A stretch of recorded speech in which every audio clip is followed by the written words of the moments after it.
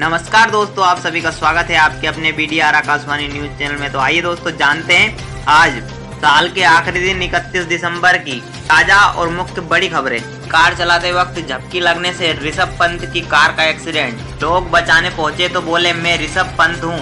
BCCI ने कहा माथे, घुटने और कलाई में आई चोटें। 25 साल के क्रिकेटर ऋषभ पंत शुक्रवार सुबह सड़क हादसे में बाल बच गए। पुलिस के मुताबिक झपकी लगने से हादसा हुआ। उनकी मर्सिडीज अनियंत्रित होकर डिवाइडर से जा टकराई, जिसके बाद उसमें आग लग गई और पलट गई। एक्सीडेंट के बाद पंत जलती हुई कार की खिड़की तोड़कर खुद ही बाहर निकले। और वही कल देश के प्रधानमंत्री नरेंद्र मोदी की मां का देहांत हो जाने के बाद भी मां को मुख्य अग्नि देकर 2 घंटे बाद काम पर लौटे मोदी। बंगाल के कार्यक्रम से वर्चुअली जुड़े। ममता बोली आपकी मां हमारी मां, थोड़ा आराम करिए। और वही प्रधानमंत्री नरेंद्र मोदी ने शुक्रवार को पश्चिम बंगाल की पहली वंदे भारत एक्सप्रेस को हरी झंडी दिखाई। दरअसल जब ममता बनर्जी मंच पर जा रही थी तब भीड़ से जय श्री राम के नारे लगने लगे। हंगामे के दौरान ममता के साथ रेल मंत्री अश्विनी वैष्णव समेत 4 केंद्रीय मंत्री भी इस दौरान मौजूद थे। इस पर ममता भड़क गई और मंच पर बैठने से इनकार कर दिया। इसके बाद रेल मंत्री और राज्यपाल CV आनंद बोस ने ममता को मनाने की कोशिश की, लेकिन वे नहीं मानी। और वही खबर MP के उज्जैन से। उज्जैन में नगर निगम और पुलिस प्रशासन की टीम ने एक साथ 5 बदमाशों के घर पर अवैध निर्माण तोड़ दिया है। सभी अलग अलग थानों के, किसी पर 1 दर्जन तो किसी पर आधे दर्जन से अधिक केस है। इसमें महाकाल थाना क्षेत्र के बेगमबाग स्थित कच्ची गली में रहने वाले गुंडे आयाज लाला के 3 मंजिला अवैध मकान के निर्माण को तोड़ दिया गया है। आयाज पर 10 केस दर्ज है, जिसमें से 2 जानलेवा हमले और 1 हत्या का केस।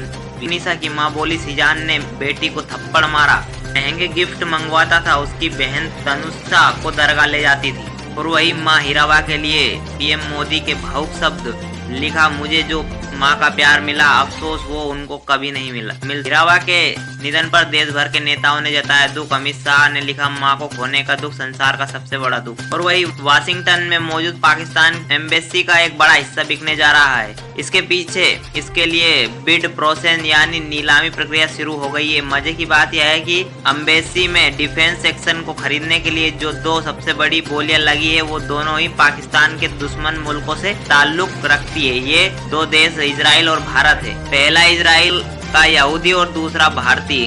पाकिस्तान एम्बेसी की जगह बनेगा यहूदियों का पूजा स्थल। पाकिस्तान में प्लास्टिक की बैग में बिक रही रसोई गैस, ये खतरनाक। 2 वक्त की रोटी के लिए जान जोखिम में डाल रहे लोग। गैस पाइपलाइन नेटवर्क से जुड़ी दुकानों में थैलियों के अंदर गैस भरकर बेच दी जाती है। लोग छोटे इलेक्ट्रिक सेक्शन पंप की मदद से इसका इस्तेमाल रसोई में करते हैं। दुनिया ने मोदी की मां के निधन पर शोक जताया। पाकिस्तान प्रधानमंत्री बोले ये सबसे बड़ा नुकसान। जापानी PM ने कहा मेरी संवेदनाएं आपके साथ हैं। नेपाल के पूर्व प्रधानमंत्री शेर बहादुर देउवा ने भी हीराबेन के निधन पर शोक व्यक्त किया है। और श्रीलंका के पूर्व प्रधानमंत्री महिंद्रा राजपक्षे ने भी PM मोदी की मां के निधन पर शोक व्यक्त किया है। रूसी एम्बेसी ने भी सबसे बड़ी क्षति बताया है। भारत में रूसी राजदूत डेनिस ओलिपोव ने लिखा सबसे बड़ी क्षति पर मेरी संवेदनाएं। चीन से सैन्य सहयोग बढ़ाना चाहता है रूस। पुतिन ने शी जिनपिंग से 8 मिनट तक बात की। कहा डियर चेयरमैन बसंत में मास्को आए। वही अमेरिका ने 2022 में मारे ISIS के 700 आतंकी,